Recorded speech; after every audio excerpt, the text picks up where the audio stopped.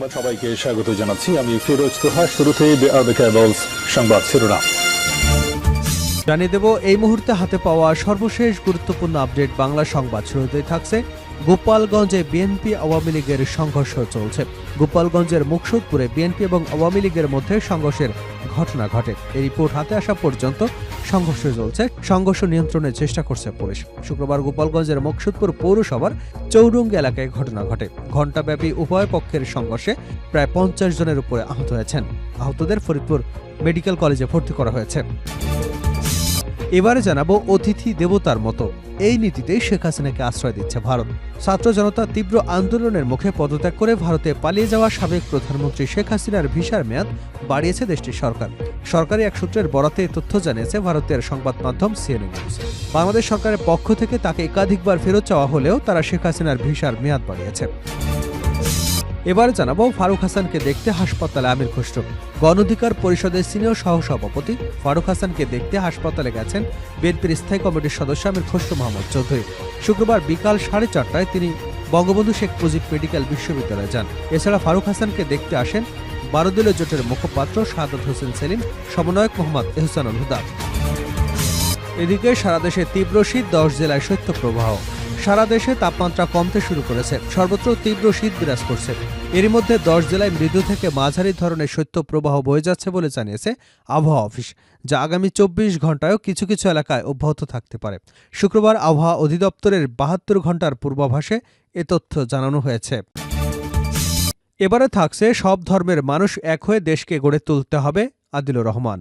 সব ধর্মের মানুষ এক হয়ে দেশকে গড়ে তুলতে পারে মন্তব্য করে গৃহায়ণ ও গণপূর্ত এবং শিল্প উপদেষ্টা আদিলুর রহমান খান বলেছেন, বাংলাদেশের কোনো মানুষ, কোনো নাগরিক যেন আর নিজেকে বঞ্চিত মনে না করে। তারা সমাজের মূল ধারার বাইরে আছেন সেটাও যেন তারা না ভাবেন। তিনি বলেন, অন্তর্বর্তী সরকার সেটাই বাস্তবায়নের জন্য কাজ করে যাচ্ছে। বাংলাদেশ সকলের বহুমাত্রিক দেশ। সকল ধর্মের মানুষ, ভাষাগত নৃগোষ্ঠীর মানুষ একসঙ্গে বাংলাদেশকে গড়ে তুলতে পারে। এবং সর্বশেষ জানাবো আন্তর্জাতিক সংবাদ। ক্যালিফোর্নিয়ায় লুট ঠেকাতে সেনা মোতায়েন। ক্যালিফোর্নিয়ায় ভয়াবহ দাবানল থেকে বাঁচতে বাড়ি ছেড়ে পালিয়ে যাচ্ছেন লাখ লাখ মানুষ। এই সুযোগে কিছু মানুষ ফাঁকা বাড়িতে চুরি ও লুট করছে। পরিস্থিতি নিয়ন্ত্রণে হিমশিম খাচ্ছে পুলিশ। তাই আইনশৃঙ্খলা রক্ষায় মোতায়েন করা হয়েছে সেনাবাহিনী। ব্রিটিশ সংবাদ মাধ্যম বিবিসির এক প্রতিবেদনে এ তথ্য জানা গেছে। এতক্ষণ শিরোনাম শুনছিলেন, এবার বিস্তারিত। প্রিয় দর্শক, আপনি যদি এই চ্যানেলে নতুন হয়ে থাকেন, ভিডিওটি দেখতে দেখতে চ্যানেলটি সাবস্ক্রাইব করে আমাদের সঙ্গে থাকুন। আর এই ভিডিও সম্পর্কে আপনি আপনার মূল্যবান মতামতটি কমেন্ট বক্সে জানিয়ে দিন। আর হ্যাঁ প্রিয় দর্শক, জানিয়ে দিন ভিডিওটি কোথা থেকে দেখছেন। গোপালগঞ্জে বিএনপি আওয়ামী লীগ সংঘর্ষ চলছে। গোপালগঞ্জের মুকসুদপুরে বিএনপি এবং আওয়ামী লীগের মধ্যে সংঘর্ষের ঘটনা ঘটেছে। এই রিপোর্ট হাতে আসা পর্যন্ত সংঘর্ষ চলছে। সংঘর্ষ নিয়ন্ত্রণে চেষ্টা করছে পুলিশ। শুক্রবার গোপালগঞ্জের মুকসুদপুর পৌরসভার চৌরঙ্গি এলাকায় ঘটনা ঘটে। ঘণ্টাব্যাপী সংঘর্ষে উভয় গ্রুপের অন্তত 50 জন আহত হয়েছেন। জানা গেছে, আওয়ামী লীগের দলীয় লোকজন বিএনপির পোস্টার ছেড়ায় এই সংঘর্ষের ঘটনা ঘটে। উপজেলা স্বাস্থ্য কমপ্লেক্সের দেওয়াল হতে আওয়ামী লীগ নেতা কিউপিমিয়া লোকজন বিএনপির পোস্টার ছিঁড়ে ফেলেন। এই খবর এলাকায় ছড়িয়ে পড়লে বিএনপির দলীয় নেতা কর্মীরা আওয়ামী লীগের লোকজনকে ধাওয়া দিলে দু গ্রুপের মধ্যে ঘণ্টাব্যাপী সংঘর্ষ চলে। সংঘর্ষে উভয় পক্ষের প্রায় 50 জন আহত হয়েছেন। আহতদের মুকসুদপুর উপজেলা স্বাস্থ্য কমপ্লেক্সে ভর্তি করা হয়েছে। এ বিষয়ে মুকসুদপুর উপজেলা বিএনপির সাধারণ সম্পাদক তারিকুল ইসলাম রাজু বলেন, মুকসুদপুর উপজেলা স্বাস্থ্য কমপ্লেক্সের দেওয়াল থেকে বিএনপির কেন্দ্রীয় সহ সাংগঠনিক সম্পাদক সেলিমুজ্জামান সেলিমের ছবি সংবলিত পোস্টার আওয়ামী লীগ নেতা খেপু মিয়া লোকজন ছিঁড়ে ফেলে। এ ঘটনাকে কেন্দ্র করে দু গ্রুপের মধ্যে ধাওয়া পাল্টা ধাওয়া এবং সংঘর্ষের ঘটনা ঘটে। এই রিপোর্ট হাতে আসা পর্যন্ত সংঘর্ষ চলছে। পুলিশ সংঘর্ষ নিয়ন্ত্রণে চেষ্টা করছে। অতিথি দেবতার মতো নীতিতে শেখ হাসিনাকে আশ্রয় দিচ্ছে ভারত। ছাত্র জনতার তীব্র আন্দোলনের মুখে পদত্যাগ করে ভারতে পালিয়ে যাওয়া সাবেক প্রধানমন্ত্রী শেখ হাসিনার ভিসার মেয়াদ বাড়িয়েছে দেশটির সরকার। সরকারি এক সূত্রের বরাতে তথ্য নিশ্চিত করেছে ভারতীয় সংবাদ মাধ্যম সিএনএন নিউজ। বাংলাদেশ সরকারের পক্ষ থেকে তাকে একাধিকবার ফেরত চাওয়া হলেও তারা শেখ হাসিনার ভিসার মেয়াদ বাড়িয়েছে। ঘটনার সঙ্গে সংশ্লিষ্ট একজন কর্মকর্তা জানান, ভারত তাদের অতিথিদের সঙ্গে ভালো আচরণের ধারা অনুযায়ী শেখ হাসিনার জন্য বিশেষ ব্যবস্থা করেছে। তিনি মূলত অতিথি দেবতা হয়েই থাকে, এমন রীতির কথা বুঝিয়েছেন বলে জানিয়েছে নিউজ 18। শেখ হাসিনার বিরুদ্ধে গত সোমবার দ্বিতীয় গ্রেপ্তারি পরোয়ানা জারি করে আন্তর্জাতিক অপরাধ ট্রাইব্যুনাল। এছাড়া তার পাসপোর্ট বাতিল করে সরকার। এর একদিন পরে হাসিনার ভিসার মেয়াদ বাড়ায় ভারত। গত 5 আগস্ট অভ্যুত্থানে দেশ থেকে পালিয়ে নয়াদিল্লিতে আশ্রয় নেন তিনি। বিচারের মুখোমুখি করতে তাকে ইতিমধ্যেই নোট ভার্বালের মাধ্যমে ফেরত চেয়েছে ঢাকা। এর মাঝেই তার ভিসার মেয়াদ বাড়িয়েছে দিল্লি। ওই সরকারি সূত্রটি জানিয়েছে ১৯৭৫ সালে তার বাবা শেখ মুজিবুর রহমান সেনা সদস্যদের হাতে নিহত হবার পর দীর্ঘদিন তিনি ভারতে অবস্থান করেন। ফারুক হাসানকে দেখতে হাসপাতালে আমির খসরু। গণ অধিকার পরিষদের সিনিয়র সহসভাপতি ফারুক হাসানকে দেখতে হাসপাতালে গেছেন বিএনপির স্থায়ী কমিটির সদস্য আমির খসরু মাহমুদ চৌধুরী। শুক্রবার বিকাল 4:30টায় তিনি বিএসএমএমইউতে যান।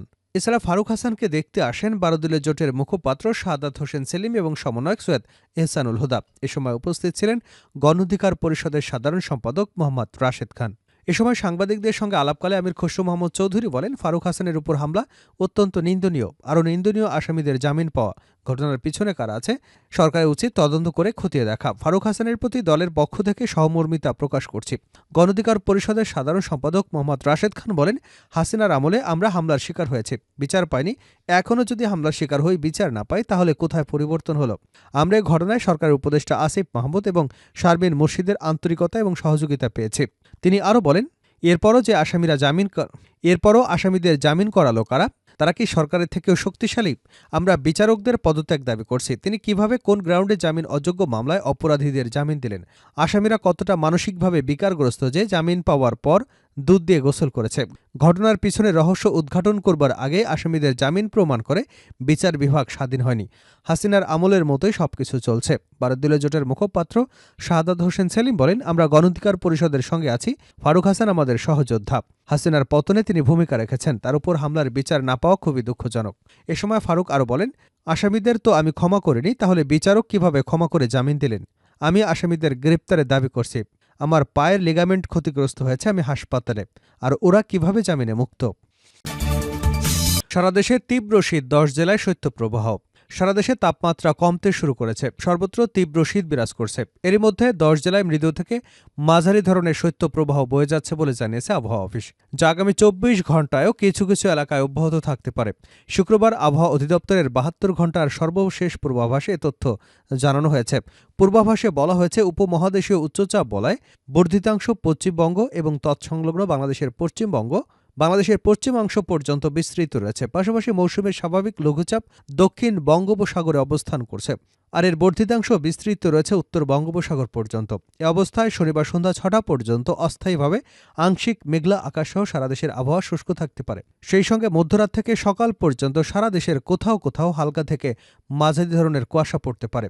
আবহাওয়া অধিদপ্তর জানিয়েছে, বর্তমানে রাজশাহী, পাবনা, নওগাঁ, দিনাজপুর, পঞ্চগড়, যশোর, কুষ্টিয়া, চুয়াডাঙ্গা, মৌলভীবাজার, গোপালগঞ্জ জেলার উপর দিয়ে মৃদু থেকে মাঝারি ধরনের শৈত্যপ্রবাহ বয়ে যাচ্ছে।